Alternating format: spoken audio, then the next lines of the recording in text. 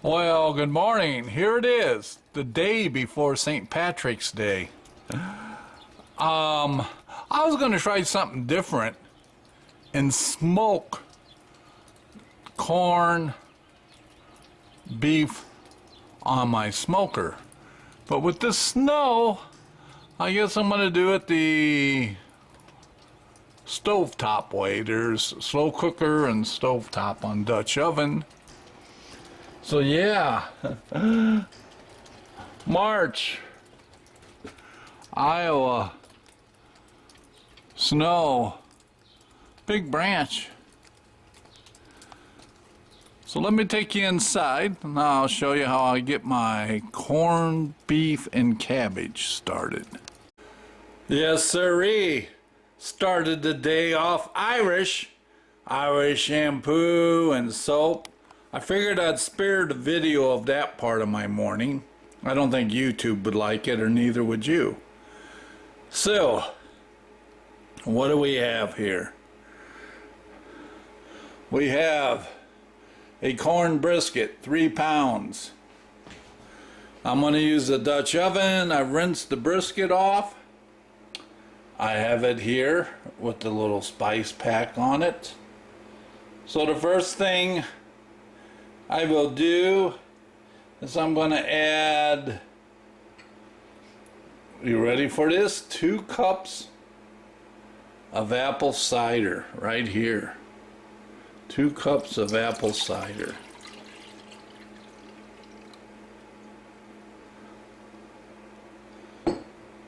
Next, I'll toss these in. I have about 4 cloves of garlic. Ooh, one doesn't want to come out. And 1 large onion. Next, I put in 6 cups of chicken broth. Basically, just barely, cover the top of the brisket.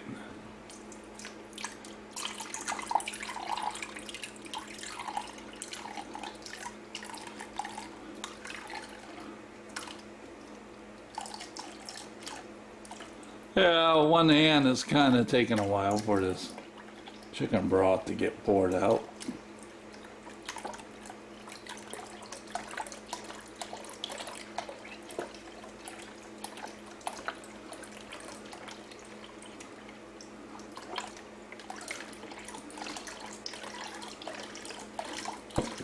Patience, patience, it's coming.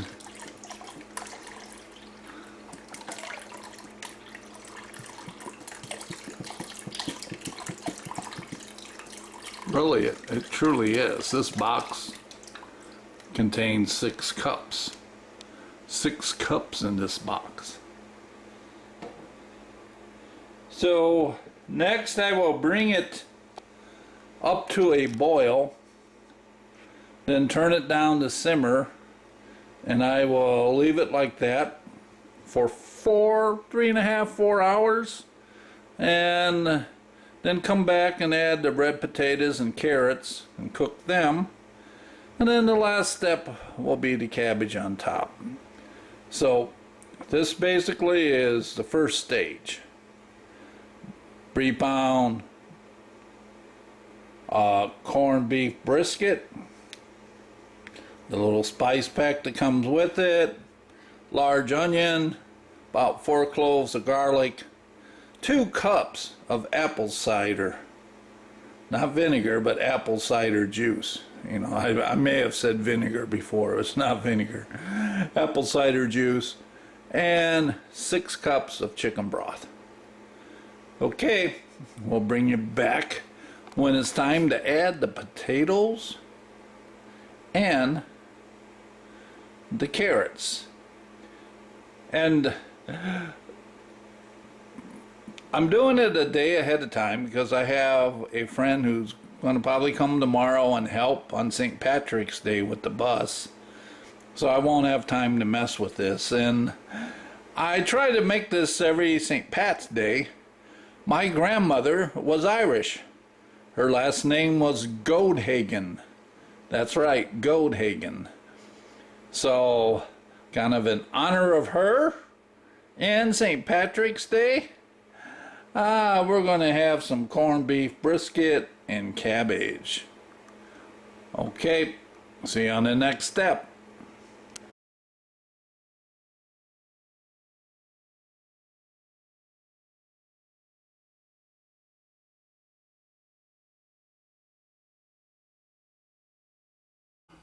Okay, I've been cleaning the garage since I got the front bus floor primed and taken care of.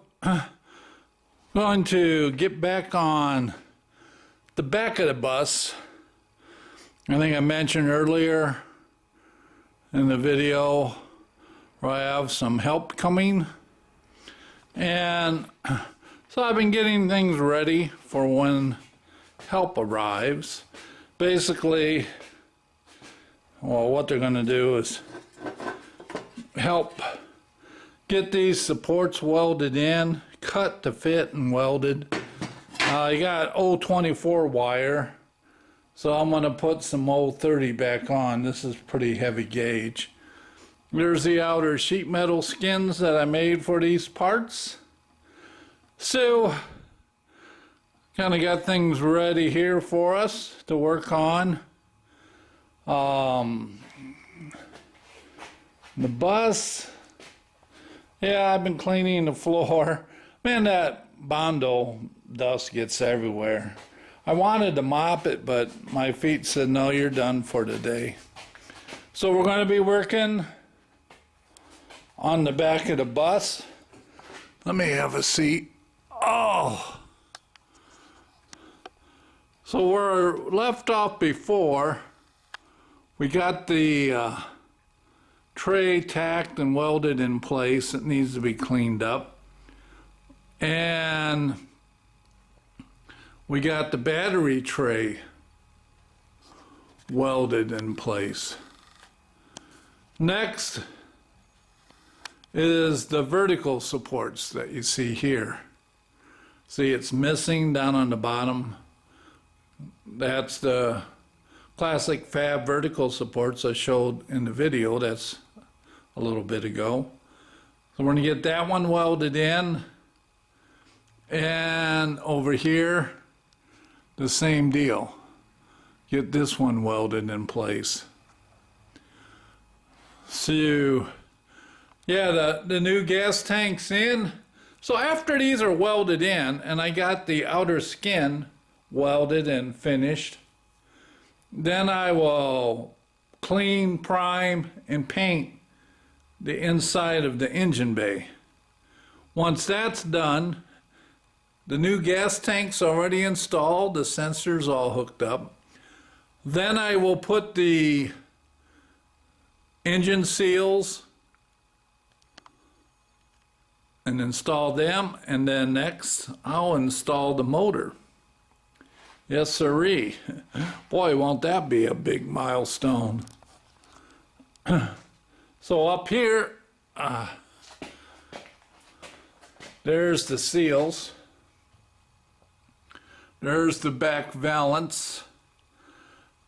And I had to order a new spare wheel tub. For some reason, they removed the one that was there. I have to get that welded in. Still have to repair the bottom corner on this side. And then my rear valance, my engine valance, it was rusted and gone. So I have a new one right here. And get that primed and in place. So yeah, I've been prepping, getting this ready. That way the time's spent doing the job, not waiting for me to get stuff together. Got some of the garage or floor cleaned up on this side. My feet and legs, you know, they surprise me sometime, and I can, like the ever-ready bunny, just go on, and then sometimes not the case. Had a decent day out here yesterday, but today it's kind of short-lived. So, yep, front floor's there, it's all primed in. I was going to do the dash next, but I got a phone call saying, hey, I'll come over and help you weld the rear vertical support on the engine bay. That way you can finish it and you can get the motor installed. So I'm all game. I'm all for that. Let me back this thing up. Whew. So,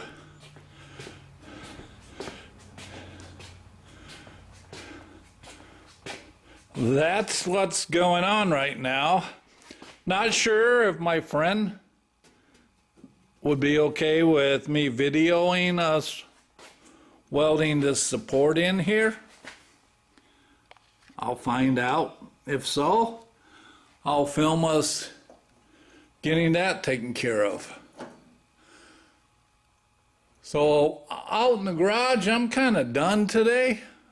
I didn't want to be, but I've learned to listen to my body. If I don't, 3 o'clock in the morning, I'm sitting up and my feet are yelling at me and legs saying, you should have listened to us. All right. So, short update. So we're making corned beef and cabbage and cleaning the garage. So we'll see you pretty soon once the cabbage is going to go in, and I'll post this video then. We'll see you on the next update video. Bye. All right, step 2 on the corned beef and cabbage. It's cooked on the stove, simmered for, put it on at 11, started simmering at 11 in the morning. It's close to almost 3:30 now. So a little over 4, almost 4.5 hours. And I just added some red potatoes. I quarter cut them, left the skin on, and some carrots. So I'll leave these on for, 45 minutes or an hour. And then next I'll cut up and put the cabbage in. So we're getting close. Getting close to see the end result of corned beef and cabbage. We'll bring you back on the next step. Yummy, looking good, smells good. All right, this is the last step before we get the sample we needed. The cabbage cut up, piled it up on top, and it will reduce down. The lid will fit. We'll kick it up, and probably about 15 minutes I'll be able to dish it up, have some corned beef and cabbage, carrots, and red potatoes. So let's get the lid on and get this baby cooking for the final stage. All right, we'll see you in a little while. All right, so there we have it. Cabbage, some corned beef, red potatoes, and some carrots.